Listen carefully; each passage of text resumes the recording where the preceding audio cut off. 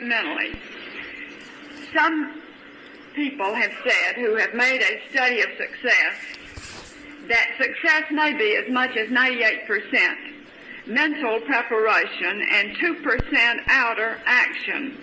Now, this may be a high percentage or a high estimate, but success may be as much as 98% mental preparation and 2% outer action, some experts feel.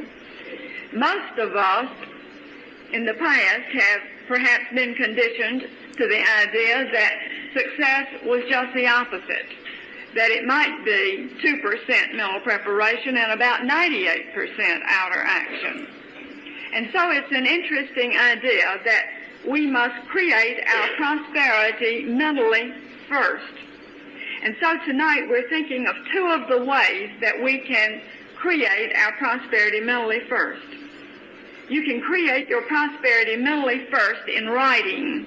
And in this book we have a whole chapter, Open Your Mind to Prosperity. We have a whole chapter about creating your prosperity mentally first in writing. More than 15 years ago, when I began writing on the subject of prosperity, Richard and I were, as I said in some of my books, we were living in one room at that particular time when I first started writing the articles and working with the ideas before I had gotten into the books.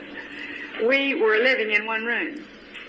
And we have often said in recent years that we might still be living in that one room if we had not begun finally to create our prosperity mentally first.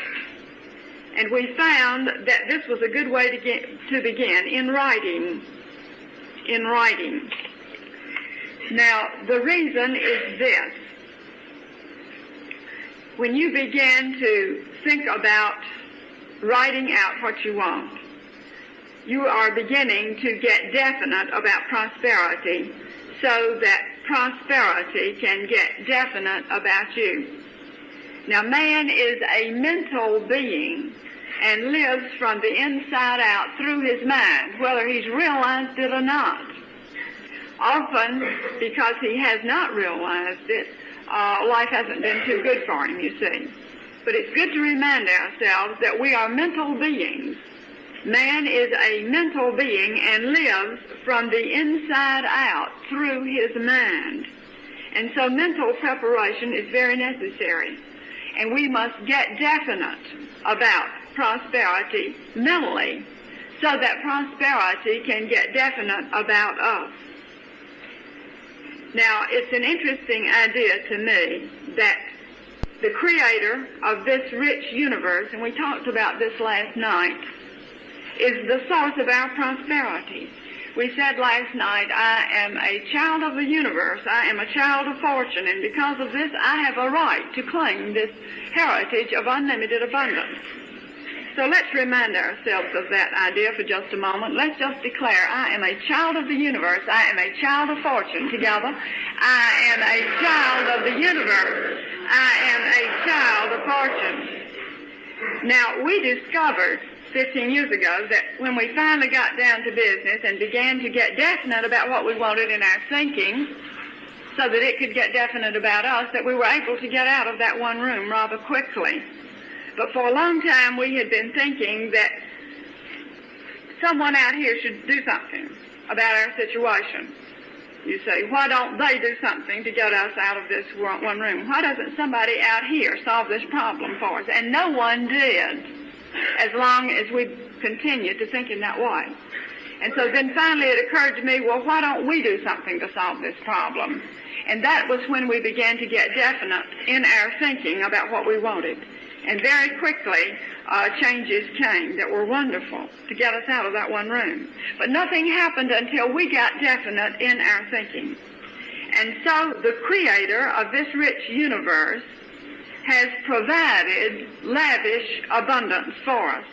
We see it around us, and then we see it in the invisible realm, or we know it's around us in the invisible realm as ideas and opportunities. And so it's up to us, though, to take this invisible realm around us of ideas and opportunities and to shape them and form them through our definite thinking. And so it's good to realize that as a child of the universe and as a child of fortune, we are masters of this universe, you see. But it's up to us to claim this mastery. Now, we can claim this mastery and take control of this lavish universe that is already here and that which is around us as ideas and opportunities by getting very definite with deliberate thoughts, words, and actions. And as we become definite about prosperity in our thoughts, words, and actions, then it becomes definite about us. As we turn the great energy of our thinking upon ideas of plenty, we will have plenty regardless of what people about us are doing or saying. Now remember what we said last night, that this was the theme of that first prosperity class, in which so many people had fabulous things happen to them, right in the midst of supposed financial limitations. And so, friends, let's declare this idea for ourselves right here. I turn the great energy of my thinking upon ideas of plenty. You see, that's what we're doing here in this seminar. I turn the great energy of my thinking upon ideas of plenty. Together, I turn the great energy of my thinking upon ideas of plenty. And so we said that as we turn the great energy of our thinking upon ideas of plenty, we will have plenty, regardless of what people about us are doing or saying. All right, to help us realize this, would you look at number 1 on the front of your decree sheet? Number 1 under section 2. I dissolve in my own mind and in the minds of all others any idea that my own can be withheld from me. No person, thing, or event in the universe, no person, thing, or event can keep that from me, which the universe has for me now. Let's take the whole statement together. I dissolve in my own mind and in the minds of all others any idea that my own can be withheld from me. No person, thing, or event can keep that from me, which the universe has for me now.